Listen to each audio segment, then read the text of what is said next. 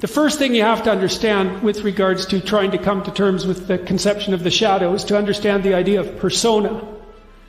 And persona is the you that you present when you want people to accept and like you. Often like, let's say that you go to a party and you're trying to impress the people that are there and you're trying to get them to like you. And so you maybe get jabbed at a little bit and you laugh and you go along with everyone so that they like you, and then you go home and you're bitterly resentful about the way that you were put down at this party. And that's going to make all sorts of aggressive, I wish I could have said, it's going to make all sorts of aggressive and vengeful thoughts sort of flash through your imagination. Well, the first part of the problem is that you were too much persona, right? You sacrificed yourself in some sense at the party so that people would like you. And in the second part, you're refusing to admit to the existence of those elements of you that would have actually protected you from doing that. So let's say you go home and you're all bitter and resentful and you have fantasies of revenge. I mean, that reveals to you the shadow part of you that's aggressive. And the thing is, you actually need that, because if you would have integrated that more successfully into your personality, when you went to the party, you wouldn't have had to let people put you down to get them to like you. Instead of having a face like this, which says, I'll take anything that's coming my way, you have a face and a stance that's more determined and assertive. And if you manifest that properly, people aren't going to mess with you to begin with.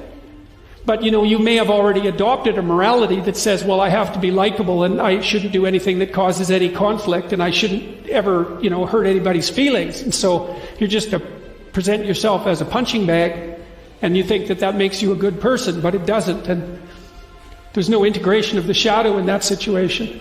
Resentment is a really good emotion for making contact with the shadow side, because if you're resentful about something, it basically reveals two things. It either means that you're immature and you should stop whining and get on with things.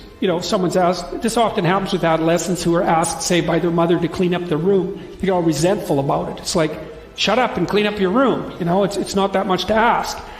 Or, so that can be a gateway into the observation of your own immaturity. Or, it's possible that you're resentful because people really have been poking at you too much and taking cheap shots at you and oppressing you. But what that means is that you've got some things to say that you haven't been willing to say or don't know how to say. Right? You can't stand up for yourself properly. And in order to do that, you have to grow some teeth and be willing to use them. And again, that's something that might violate your morality, because you might say, well, I shouldn't be able to bite people. And the thing is, you should be able to bite people hard. And if you're able to bite them, then generally you don't have to. But they need to know that you can, because otherwise, especially people who are badly socialized, they'll just keep encroaching on you and encroaching on you and encroaching on you and encroaching on you until you put up a wall. Like someone who's really well put together won't do that, because they're sophisticated.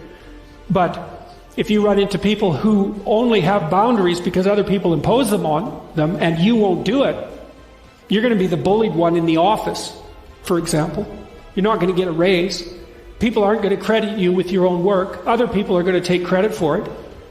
And you're going to go home angry because you're doing your best and you're trying to get along with everyone and nothing ever goes your way. Well, it's because you're a pushover. And you think that's good because you confuse harmlessness with morality. It's not right. Just because you can't do any damage doesn't mean you're moral. It just means you don't have the capability for mayhem. And that makes you a pushover. I mean, the Jungian stuff is very, very dark, It's very dark, because his notion of what constitutes a moral human being is much different from the typical view. He really thinks you get that horrible side of yourself integrated so it's up there where you can use it. Because otherwise you're dangerous. You can't say no to people, and you'll go along with the crowd. And then if the crowd does something particularly pathological, which it's liable to do, you won't be able to resist it. You won't have the strength of character. And so then you'll fall prey to crowd pathology. And it'll be because you're too agreeable with a shadow resentful side that the crowd and its murderous intent is going to act out. If you're being required to do things that make you weak and ashamed, then stop. Don't do them.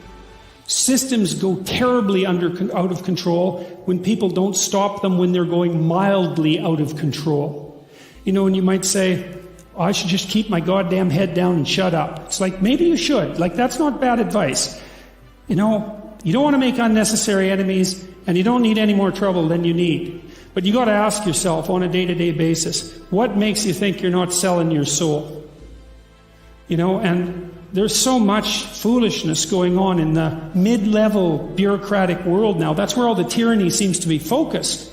And the reason that it multiplies is because sensible people say nothing when they should say something. And what's so strange about that is that there are way more sensible people than people who aren't sensible. They're just not as noisy.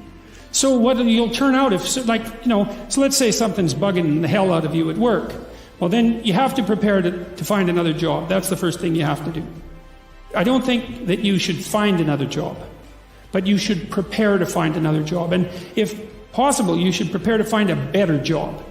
Because if you can't tell someone to go to hell, then you can't negotiate with them. And if they've got you over a barrel, then you can't say anything.